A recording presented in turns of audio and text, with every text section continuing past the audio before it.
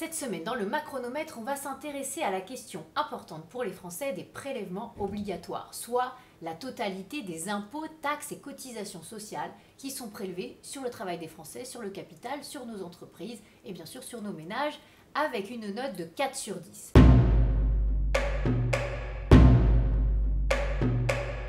La promesse du candidat en campagne Emmanuel Macron était claire, passer de 44,5% de prélèvements obligatoires par rapport au PIB à 43,6%. Mais il n'en sera rien, puisque la trajectoire de Bercy sur nos finances publiques d'ici la fin du quinquennat nous dit qu'on retournera en 2022 à 44,5% de prélèvements obligatoires par rapport au PIB. Alors que s'est-il passé ?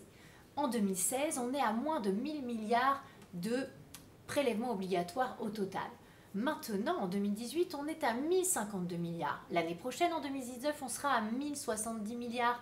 Et en 2022, on sera à 1180 milliards.